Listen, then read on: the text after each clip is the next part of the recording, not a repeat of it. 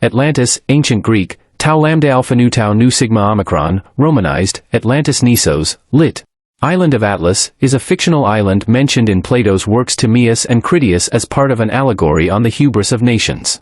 In the story, Atlantis is described as a naval empire that ruled all western parts of the known world, making it the literary counterimage of the Achaemenid Empire. After an ill-fated attempt to conquer ancient Athens, Atlantis falls out of favor with the deities and submerges into the Atlantic Ocean. Since Plato describes Athens as resembling his ideal state in the Republic, the Atlantis story is meant to bear witness to the superiority of his concept of a state. Despite its minor importance in Plato's work, the Atlantis story has had a considerable impact on literature. The allegorical aspect of Atlantis was taken up in utopian works of several Renaissance writers, such as Francis Bacon's New Atlantis and Thomas More's Utopia. On the other hand, 19th-century amateur scholars misinterpreted Plato's narrative as historical tradition, most famously Ignatius L. Donnelly in his Atlantis, the Antediluvian World. Plato's vague indications of the time of the events, more than 9,000 years before his time, and the alleged location of Atlantis, beyond the Pillars of Hercules, gave rise to much pseudoscientific speculation. As a consequence, Atlantis has become a byword for any and all supposed advanced prehistoric lost civilizations and continues to inspire contemporary fiction, from comic books to films. While present-day philologists and classicists agree on the story's fictional nature, there is still debate on what served as its inspiration. Plato is known to have freely borrowed some of his allegories and metaphors from older traditions, as he did with the story of Gyges. This led a number of scholars to suggest possible inspiration of Atlantis from Egyptian records of the Thera eruption, the Sea People's invasion, or the Trojan War. Others have rejected this chain of tradition as implausible and insist that Plato created an entirely fictional account, drawing loose inspiration from contemporary events such as the failed Athenian invasion of Sicily in 415 to 413 BC or the destruction of Helike in 373 BC. Plato's Dialogues. Timaeus. A 15th-century Latin translation of Plato's Timaeus. The only primary sources for Atlantis are Plato's Dialogues Timaeus and Critias. All other mentions of the island are based on them. The dialogues claim to quote Solon, who visited Egypt between 590 and 580 BC. They state that he translated Egyptian records of Atlantis. Plato introduced Atlantis in Timaeus, written in 360 BC. For it is related in our records how once upon a time your state stayed the course of a mighty host, which, starting from a distant point in the Atlantic Ocean, was insolently advancing to attack the whole of Europe, and Asia to boot. For the ocean there was at that time navigable, for in front of the mouth which you Greeks call, as you say, the Pillars of Heracles, there lay an island which was larger than Libya and Asia together, and it was possible for the travelers of that time to cross from it to the other islands, and from the islands to the whole of the continent over against them which encompasses that veritable ocean. For all that we have here, lying within the mouth of which we speak, is evidently a haven having a narrow entrance, but that yonder is a real ocean, and the land surrounding it may most rightly be called, in the fullest and truest sense, a continent. Now in this island of Atlantis there existed a confederation of kings, of great and marvelous power, which held sway over all the island, and over many other islands also and parts of the continent. The four people appearing in those two dialogues are the politicians Critias and Hermocrates, as well as the philosophers Socrates and Timaeus of Locri, although only Critias speaks of Atlantis. In his works Plato makes extensive use of the Socratic method in order to discuss contrary positions within the context of a supposition. The Timaeus begins with an introduction, followed by an account of the creations and structure of the universe and ancient civilizations. In the introduction, Socrates muses about the perfect society, described in Plato's Republic, c. 380 BC, and wonders if he and his guests might recollect a story which exemplifies such a society. Critias mentions a tale he considered to be historical, that would make the perfect example, and he then follows by describing Atlantis as is recorded in the Critias.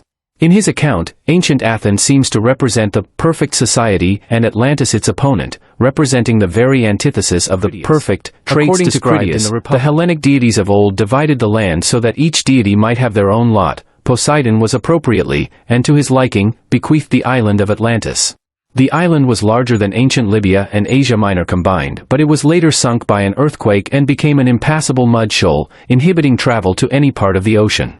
Plato asserted that the Egyptians described Atlantis as an island consisting mostly of mountains in the northern portions and along the shore and encompassing a great plain in an oblong shape in the south, extending in one direction 3,000 stadia, about 555 kilometers, 345 miles, but across the center inland it was 2,000 stadia, about 370 kilometers, 230 miles.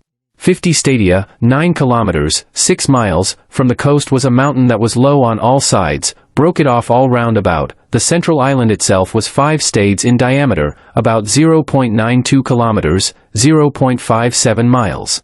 In Plato's metaphorical tale, Poseidon fell in love with Cleito, the daughter of Evenor and Leucippe, who bore him 5 pairs of male twins.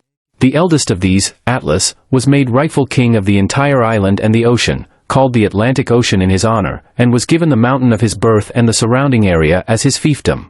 Atlas's twin Gadeirus, or Eumelus in Greek, was given the extremity of the island toward the Pillars of Hercules. The other 4 pairs of twins, Amphiras and Evaemon, Nesius and Autochthon, Eleusippus and Mestor, and Ozas and Diaprepes, were also given rule over many men and a large territory. Poseidon carved the mountain where his love dwelt into a palace and enclosed it with 3 circular moats of increasing width, varying from 1 to 3 stadia and separated by rings of land proportional in size. The Atlanteans then built bridges northward from the mountain, making a route to the rest of the island. They dug a great canal to the sea, and alongside the bridges carved tunnels into the rings of rock so that ships could pass into the city around the mountain. They carved docks from the rock walls of the moats. Every passage to the city was guarded by gates and towers, and a wall surrounded each ring of the city. The walls were constructed of red, white, and black rock, quarried from the moats, and were covered with brass, tin, and the precious metal orichalcum, respectively. According to Critias, 9,000 years before his lifetime a war took place between those outside the Pillars of Hercules at the Strait of Gibraltar and those who dwelt within them. The Atlanteans had conquered the parts of Libya within the Pillars of Hercules, as far as Egypt, and the European continent as far as Tyrrhenia, and had subjected its people to slavery. The Athenians led an alliance of resistors against the Atlantean Empire, and as the alliance disintegrated, prevailed alone against the empire, liberating the occupied lands. But afterwards there occurred violent earthquakes and floods, and in a single day and night of misfortune all your warlike men in a body sank into the earth, and the island of Atlantis in like manner disappeared in the depths of the sea. For which reason the sea in those parts is impassable and impenetrable, because there is a shoal of mud in the way, and this was caused by the subsidence of the island. The logographer Hellanicus of Lesbos wrote an earlier work entitled Atlantis, of which only a few fragments survive. Hellanicus' work appears to have been a genealogical one concerning the daughters of Atlas. Tau lambda alpha nu tau in Greek means of Atlas, but some authors have suggested a possible connection with Plato's island. John V. Luce notes that when Plato writes about the genealogy of Atlantis's kings, he writes in the same style as Hellanicus, suggesting a similarity between a fragment of Hellanicus's work and an account in the Critias. Rodney Castledenne suggests that Plato may have borrowed his title from Hellanicus, who may have based his work on an earlier work about Atlantis. Castledenne has pointed out that Plato wrote of Atlantis in 359 BC, when he returned to Athens from Sicily. He notes a number of parallels between the physical organization and fortifications of Syracuse and Plato's description of Atlantis. 28 Gunnar Rudberg was the first who elaborated upon the idea that Plato's attempt to realize his political ideas in the city of Syracuse could have heavily inspired the Atlantis account. Interpretations. Ancient. A reconstruction of the oikumene, inhabited world, an ancient map based on Herodotus' description of the world, circa 450 BC. Some ancient writers viewed Atlantis as fictional or metaphorical myth, others believed it to be real. Aristotle believed that Plato, his teacher, had invented the island to teach philosophy. The philosopher Crantor, a student of Plato's student Xenocrates, is cited often as an example of a writer who thought the story to be historical fact.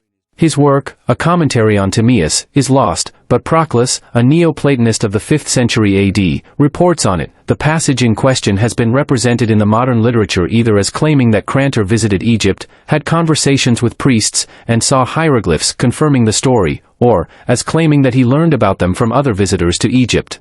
Proclus wrote, "As for the whole of this account of the Atlanteans, some say that it is unadorned history, such as Crantor, the first commentator on Plato. Crantor also says that Plato's contemporaries used to criticize him jokingly for not being the inventor of his republic but copying the institutions of the Egyptians. Plato took these critics seriously enough to assign to the Egyptians this story about the Athenians and Atlanteans, so as to make them say that the Athenians really once lived according to that system." The next sentence is often translated, Crantor adds, that this is testified by the prophets of the Egyptians, who assert that these particulars, which are narrated by Plato, are written on pillars which are still preserved. But in the original, the sentence starts not with the name Crantor but with the ambiguous he. Whether this referred to Crantor or to Plato is the subject of considerable debate. Proponents of both Atlantis as a metaphorical myth and Atlantis as history have argued that the pronoun refers to Crantor.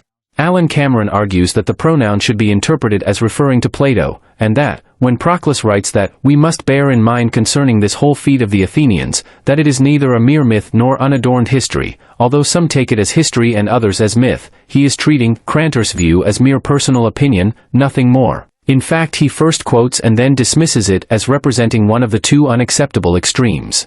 Cameron also points out that whether he refers to Plato or to Crantor, the statement does not support conclusions such as Automus. Crantor came to Sais and saw there in the temple of Neath the column, completely covered with hieroglyphs, on which the history of Atlantis was recorded.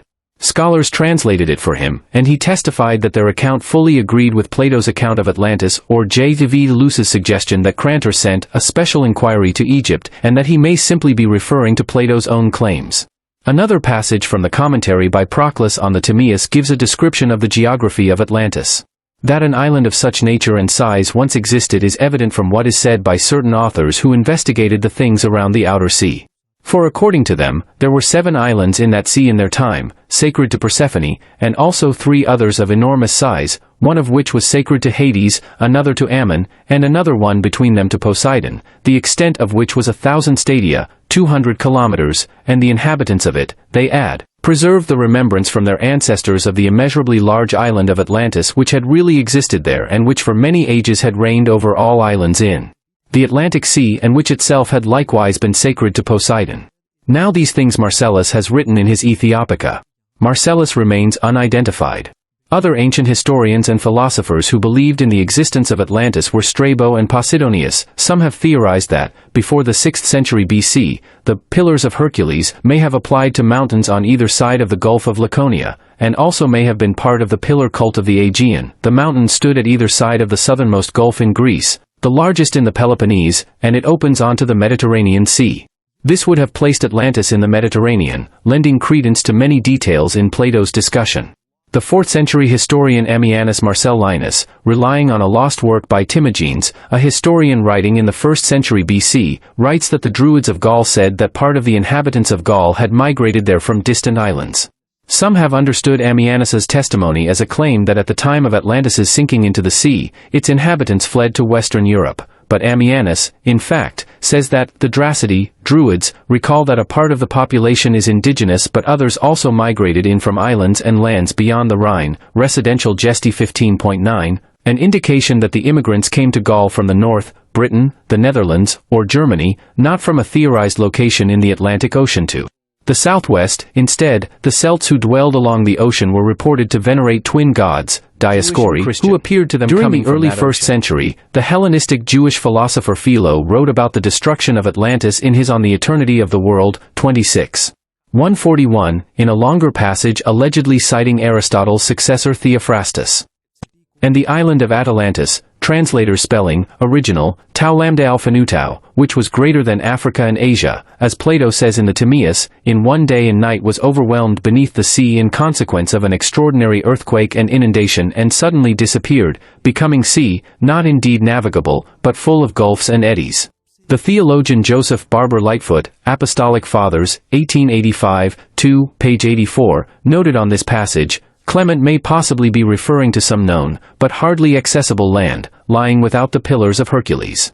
But more probably he contemplated some unknown land in the far west beyond the ocean, like the fabled Atlantis of Plato.